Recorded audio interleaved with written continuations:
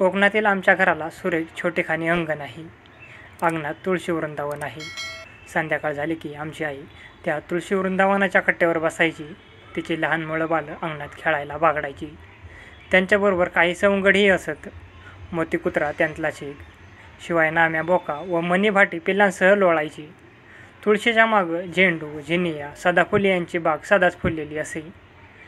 कितीतरी फुलपाखरं इकडं तिकडं भिरभिरताना दिसत. यांखेरीज अंगणात इतरही कितीतरी पाहुणे येत. त्यांचा रहिवास कडेच्या झाडापेडांवर असायचा. दारातल्या फणसाच्या फांदीवर एक पिंगळा नेहमी बसलेला असे. लिंबुणीच्या खालच्या डाळीवर निळ्या चंडोलाची एक जोडी बसलेली दिसे.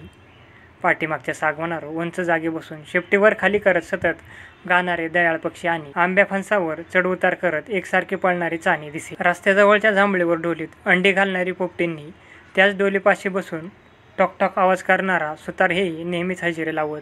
आंब्या फणसाच्या दिवसात लाल तोंडाची माकडं न चुकता येत. हे सारे आमच्या अंगणातले नेहमीचे पाहुणे. त्यांच्या संगतीत माझा बालपणाचा काळ मोठा सुखाचा गेला. बालपण सरलं. कोकणातलं जुनं कौलारू घरही तेवढंच दुरावलं. आता कोकणात पूर्वीसारखा वरचेवर खेपा होत नाहीत. पण अलीकडं काही निमित्तानं तिथं बरेच दिवस मुक्काम करावा लागला. रिकाम्या वेळी अंगणात बसलो की जुन्या आठवणींना उजाळा मिळत असे. आताचं आमचं घर नवं असलं तरी ते पूर्वीच्याच जागेत उभं आहे. घरासमोरचं तुळशी वृंदावन आणि अंगण पूर्वी होतं तसंच आहे. मागं कोकणात आलेल्या चक्रीवादळात खूपशी झाडं उन्मळून पडली. पण घराजवळची फणसाची, आंब्याची झाडं, आईच्या हातची लिंबीण आणि जांभळी, शिवाय सागवान ही झाडं अजूनही शाबीत आहेत. कित्येक वर्षापासून ती आमच्या घराला सोबत करत आहेत. सकाळी आणि संध्याकाळी आमच्या अंगणात सावल्यांची दाटी झालेली असते. दुपारच्या वेळीचं काय ते ऊन येतं. चांदणं देखील खूप उशिरा आमच्या अंगणात पाऊल टाकतं. त्यासाठी चंद्र माथ्यावर यावा लागतो. कोकणातल्या माझ्या या वेळच्या मुक्कामात कोणते जुने पाहुणे पुन्हा भेटतात ते कुतूहलानं पाहू लागलो. आता पूर्वीसारखी फुलझाडं उरली नसल्यानं सोयरपणे बागडणारी फुलपाखरं दिसत नव्हती. पण पक्ष्यांचा चिवचिवाट मात्र कानी येत होता. त्यापैकी 3 पाहुणे तर मला नियमित भेटत होते. जणू पूर्वीची कैक वर्षाची ओळख अद्यापही ते विसरले नव्हते. घराच्या पश्चिमेला भेंड्याचं एक मोठं झाड आहे. त्या झाडाचं वैशिष्ट्य म्हणजे त्याला 37 हिरवी पानं लगडलेली असतात. त्या गच्च पर्णराशीत एका सकाळीच तो पिंगळा मला आढळला. बाजूच्या फांदीवर तो निमोड बसला होता. त्याला पाहताच मला खूप आनंद झाला. पिंगळा मोठा, नीटस आणि सुबक होता. मांजरीच्या पिल्लाच्या कानासारखे चिमुकले कान त्याला होते.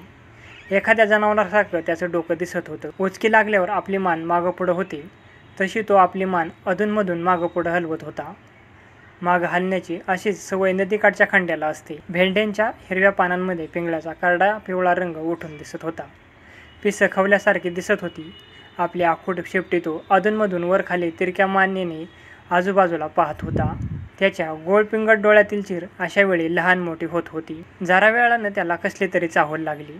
तो भुरकन उडालाने आंधळासारखा धडपडत पलीकडच्या झाडामध्ये दिसेनासा झाला. त्याचं उडणं अगदी बेढब आणि बोजड होतं. त्याला दिवसा चांगलं दिसत नाही म्हणतात. तुळशीच्या कट्ट्यावर बसलो असताना आणखी एक पाहुणे अंगणात आली. शेजारच्या फणसाच्या झाडावर कुठंतरी इतका वेळ ती धावपळत करत होती.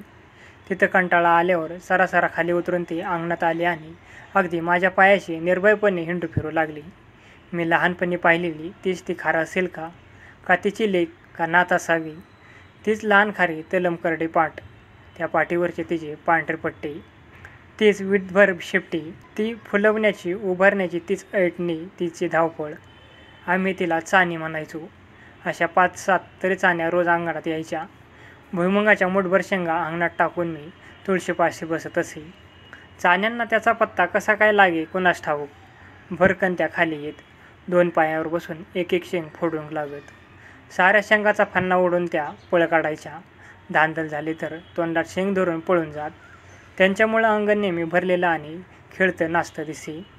या खेपेला अंगणात भारद्वाजही मला दिसला. घर नेहमी बंद आणि पडद्यात नसणारा माणसाचा वावर यामुळं बहुधा किडेमुंग्या टेपायला यायची त्याला सवय जडली असावी. एरवी भारद्वाज गराठाण्यात आलेला आढळणार नाही. गावाबाहेरच्या रानातल्या एखाद्या सागवानाच्या उंच फांदीवर बसून हा पक्षी सूर्याच्या दिशेने तोंड करी आणि उंच स्वरात घनगंभीर स्वाद घाली. कोकणात त्याला आम्ही कुकुड कोंबडा म्हणतो. तो कितीही उंचावर बसलेला असला तरी जरा खुट्ट झाली की झुडपात दिसेनासा होतो. उड्या मारत चालण्याची त्याची डब दुसऱ्या पक्षाला आढळत नाही. लपतछपत फांद्यातून वर चढत झाडाचा शेंडा गाठण्याची त्याची ही मुलक वेगळी तऱ्हा बाकीच्या पक्ष्यात दिसत नाही. कोकणातील माझा मुक्काम संपत आला. त्या माझ्या लाडक्या पाहुण्यांपासून दूर जाण्याचा दिवस येऊन ठेपला. त्या पाहुण्यांना त्याची काय कल्पना असणार. रोजच्यासारखे एक दुटुकलीच चाणी अंगणात बागडून जात होती.